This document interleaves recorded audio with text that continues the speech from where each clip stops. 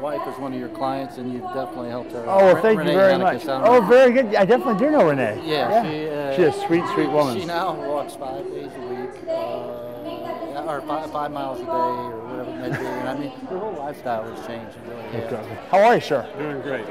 Thanks so much. Appreciate that. You're doing a good book. Oh, thank you. I appreciate it. Thanks for listening. I hope you enjoyed the talk. I did. Thank you very much. I couldn't believe it. How are you? Hi. Charles D'Angelo, nice to meet you. That is like the best. My son's autistic. He has Asperger's, or PDD, NOS.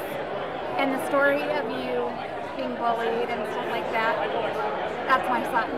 Do you go into classrooms Absolutely. and speak? Absolutely. Do I would you love have to. a card? I don't Just look me up, Charles D'Angelo. Okay. And all my contact information is right online. Awesome. I'd love to come to the school. I'd love for you I'd love to speak to the whole school. I'd be happy to. And It'd be my honor. Please that do. would just be amazing, amazing, amazing.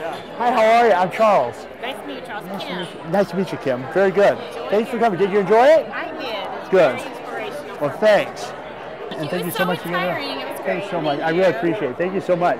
How are you, sir? Eric Winter. Charlie D'Angelo, nice to meet you. Yes, nice Thanks to for your meet you. attention. I noticed you were paying attention absolutely. quite In well. fact, my wife and I, we've done your program, and it's one program that's been very successful for us. Now, I have to admit, I was just telling one of the ladies, I went through it 6 months, got down to my college weight, and then I kind of went on maintenance, so I started life again. You know, all those things you're talking about.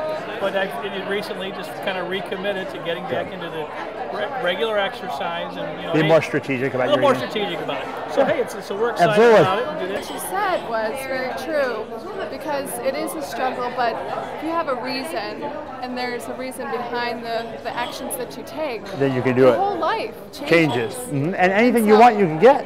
Yes. That's the most compelling part of it. So please help me get ready to be inspired, motivated, and to celebrate your life. Please help me welcome Mr. Charles D'Angelo. All right, guys. Well, thank you for having me. I'm humbled, I'm privileged to be here, and I'm challenged because most often I have about an hour with one-on-one persons to be able to help them individually reach their goals. So whether they want to reach a goal of losing 150 pounds and totally transform their health, or if they want to totally radically change the quality of their relationships because they no longer have the relationship they want with themselves, I have a lot of time to do it. And today I have about 30 or 40 minutes with you guys to say some things that are going to hopefully resonate with you and help you make changes today. So I have kind of an option for you. I can stand up here today and give a speech that's going to make you go home and say, that guy was dynamic, wow, and you're going to feel good for about 24, maybe 48 hours. Or I can get up here and give you strategies and tools that you can take today and take action with today to change your life. Who wants that way? Say aye. Okay, so that's what we're going to go with. Okay, to get that going, I think I need to know, how many of you have at least 3 diet books at home? Raise your hand. At least 3 diet books. I was one of you. At 17 years old, I was 360 pounds. I was miserable. I felt stuck. I had no lack of information. There was plenty around me as far as what to do. Here's what you need to eat. Here's what you need to do with exercise. But something was missing. And that's what motivated me to write my book, Think and Grow Thin, and what motivated me to seek out the missing piece. Because you can go anywhere, go to any dietitian, any nutritionist, any bookstore, any library, and find tons and tons of literature on here's a diet that will work. And each one has its unique success stories. But if a diet was the answer, why are there so many people that have the problem that they have? With overweight and obesity being the number 2 leading cause of preventable death today. When I work with a person at the national political level, or when I work with a Fortune 500 company CEO, when I work with people like all of you that are very successful business people, you all have intelligence. It's not a question of that. It's a question of finding the way to get yourself to do what you know how to do consistently. It's not making change today and doing it just for today. It's not taking some massive action for 3 or 4 days and expecting your life to change. It is the rules. The rules that you live by every single day are what is controlling your life and your outcome. So if I look around the room and I see a guy that's in shape and he has muscles, I know that that guy lives by certain rules. Now, they might not even be conscious. They might be things that he doesn't even think about, but he has rules. And each one of us have rules. If I look around the room and I see someone that's not in shape, or that's suffering from diabetes or hypertension, and doesn't have the quality of life or relationship that they want in their life, they don't have as many rules. So what I found was it wasn't a specific diet. It wasn't a specific exercise DVD or program, because there's tons of those that make all sorts of outlandish claims to transform your life in a very short period of time. What I found was missing was this, the mindset. How do you get yourself to the place where every single day you wake up and despite your age, despite your history, despite your genetics, despite your story, that you're willing to take action every single day? You need to know, first and foremost, if you're going to lose weight, if you work with me, you need to know where it is you want to be. When I have a person come to my office, the first thing I ask is, if you can have it any way you want it, and when I say any way you want it, I mean any way you want it. If you've been overweight, I have clients that come in there 450, 500 pounds that have never been less than that in their recent memory in their adult life. And I say, if you could have it any way you want it, how do you want it to be? And oftentimes they'll tell me what they don't want. They'll say, oh, I just know I don't want to not be able to shop at the store anymore. I can't go to the store and buy clothes. I don't want to have to wear a CPAP machine. You know that thing that looks like a scuba apparatus that people have to wear to go to bed because they can't get oxygenation normally? Or they don't want this, or they don't want this. They've built a story in their life that now is defining them. If you don't make the decision of where you want to go, life will make the decision for you. Life will define you rather than you defining your life. And I've committed my life to helping people, no matter if they're a national level politician, or if they're a stay-at-home mom, or if they're a teenager, or if they're a doctor, or if they're a lawyer, or if they're a physician, to make the critical distinctions to have the success that they want in whatever capacity they want to be. He came in, he sat down, and I said, first and foremost, I'm kind of a straight shooter. I said, you know, I know who you are, I know how much money you have, and I don't give a darn. Okay? And he looked at me and I said, why do you need to do this? Why? Why not just stay the way you are? You have the young girlfriend, you have the sports cars, you have the helicopter, you have the bank account, you have everything that you ever have dreamed. And he looked at me and shook his head and started tearing up. I said, no, I don't. I said, what do you mean? He said, I don't have the future I used to have. He said, my health is failing me. I have to take 3 shots of insulin per day. He said, I was giving a speech the other day, and I started to get dizzy, lightheaded, and my speech started to get garbled. The rumor after I got off stage was that I'd been drinking, and I don't drink. And he started to just bawl and bawl in my office. Why?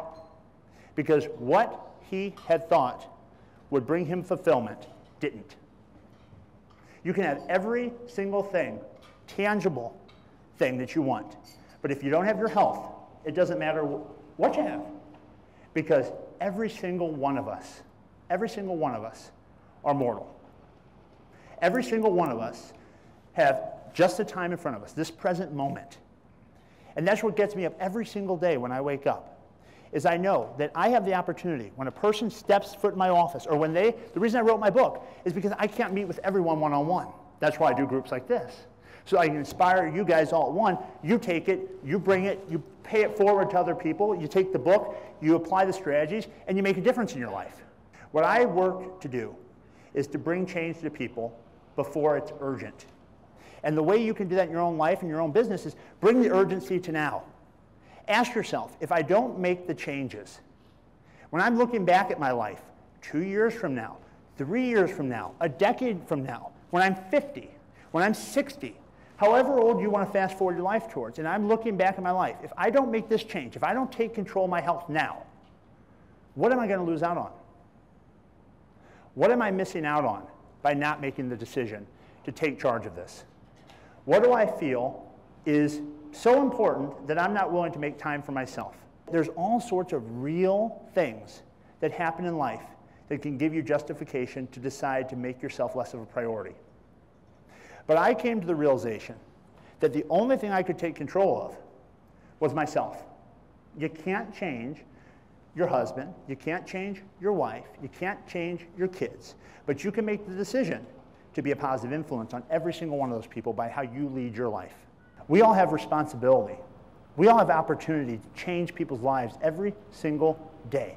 Every interaction. I am blessed today to help 50 or 100 of you guys here that I don't know personally, but something that I'll say will stick with you and you'll be able to use it in your life.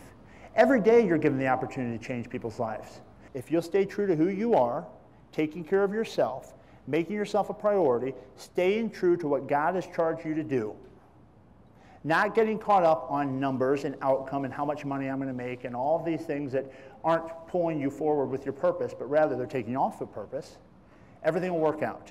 But you need to remember that. Clearly define what it is you want out of your life. That's step one, okay, as far as a tool as to what you want. And don't be afraid to define it. As I said, a lot of people will tell me what they don't want. They don't want this, they don't want that. They won't define what they do want. If you want to have a company that earns X number of dollars, that services so many people, or you want to have franchises across the entire country, or you want to not be on medication anymore for diabetes, or you want to be off of hypertensive medication, or you want to have a quality relationship that you never had because you didn't believe you deserved it, you can have every single thing that you aspire to. And I don't say that up here emptily. I say it because I do. I live what I preach. I make a distinction in my mind, and I say, this is what I'm going to go after. I'll give you an example.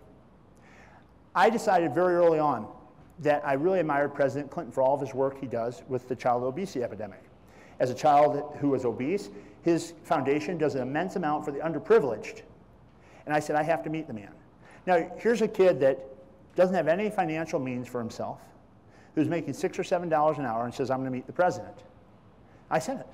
And I wrote it on an index card, and I kept it next to my bed, and I put one in my bathroom on the corner of the mirror. I put it everywhere. In the morning when I woke up, I would think about it. Before I went to bed, I would think about it. I would visualize myself. I got so certain about it that I started to have dreams about it. That's how much I thought of it. All of a sudden, out of the blue, God intervenes. I get an email. It says, the Clinton Foundation, for a very minimal amount of money, donation, you have the opportunity to meet President Clinton in Chicago. This was several years ago. Out of the blue. When you are doing everything that you possibly can do to be successful, I have the belief, and I have the references to support the belief, that divinity, God, whatever you want to choose your higher power to be, it's non-sectarian, intervenes and works to help. Works to bring about the things that you desire, so long as it's for the greater good. We're all going to have stuff that happens, guys, that's going to make us feel like life sucks, frankly. I have it happen. People have it happen in business. People's houses burn down. Cars get stolen. People screw you over, to be real frank. It happens. Now, you can either let that define you, or you can find a seed of equivalent benefit in that and benefit from it. You can say, what can I learn from this happening? What can this mean that's going to propel me forward, rather than hold me back? What can I do and get from this that's going to give me a tool to move in the direction I want to go? So step one of the tools that I teach all my clients is define the outcomes you're after. Step two, and I think this is more important than anything else, is come up with compelling reasons. Step one is the results. Step two is coming up with the reasons. It may be, if I don't, I'm going to be on even more medication. My doctor said if I don't get my health in check, I'm going to have a stent put in. It may be that dramatic. Or it may be as simple as, you know what, I've spent so much money, so much energy, so much time on so many different diets and programs, I'm done. You know what, I'm tired of blaming. I'm tired of telling everyone that it's someone else's fault that I'm this way. The reason I'm this way is because of the decisions I made. So many people get what I call the defeat whirlpool. That is, they get motivated. They see their best friend, or they see someone I helped on television, or whatever reason, they decide they're going to lose weight. So they're all juiced up. I mean, who here has tried diets like that before? Who agrees? People, okay. They're all juiced up, they're all charged up, but then life hits them. A couple days in, they miss a meal. Some meeting comes up that was unexpected. They miss their workout. I'll get back to it tomorrow. They weigh themselves. They're not where they want to be. They realize because they're not where they want to be, it's not moving as quickly. Next thing they know, they're at a place where they're eating the wrong thing, and they're pulling themselves deeper and deeper and deeper and deeper down. You need to step out of that. And the way you step out of that is by coming up with a compelling reason to change and holding yourself consistent without putting a finishing line on this. People ask me, how many people of yours are successful in the long haul? And I say, I don't think I could ever answer that. Why? because it's never over. This is a lifelong process. This is something you're going to have to work towards, just like your business, just like your finances. You don't put an end, hopefully, on how much money you want to make or what you want your business to grow into or any of those things. But people put a definite time period on when they need to hit a goal with weight. And it has to be tangible. It has to be by here. And if not, screw it, I'm going to do whatever I want. I'm going to eat whatever I want and stop exercising. And they expect that that's going to work. Now, we all know, based upon common sense, that that doesn't work. But our emotions sometimes overrule our common sense, and we don't think as clearly as we should. So make the distinction that you're going to define the results that you're after, you're going to have compelling reasons to do it, and most importantly, the third, define the road you're going to take. In my book, what I provide is a step-by-step guide. Here's exactly what to eat, when to eat, how much to eat, what to do with exercise, how to do it. So it's not only what to do, but it's how to. How do you get yourself to the place where every day you're willing to disconnect from food and not feel that if you don't have those foods or have that drink or have whatever, that you're going to be empty, that you're going to be starving, that you're not going to be happy? The puzzle's out there. The puzzle pieces are laying on the table, but what everything else is missing is the box lid. And my book and what I do with folks one-on-one is give them that box lid, how to hold it all together, so that the glue that holds this thing together is there now. The only way that you would not be able to continue to succeed is if you don't continue to condition yourself. So my invitation to you is this: make the decision that you're no longer going to settle for a quality of life that you believe is not up to par with where you want your life to be. If you're ready to make the change, if you're ready to make the jump, know that without a doubt you can. Why do I say that? Because I'm living proof, and so are the thousands of others that I've helped.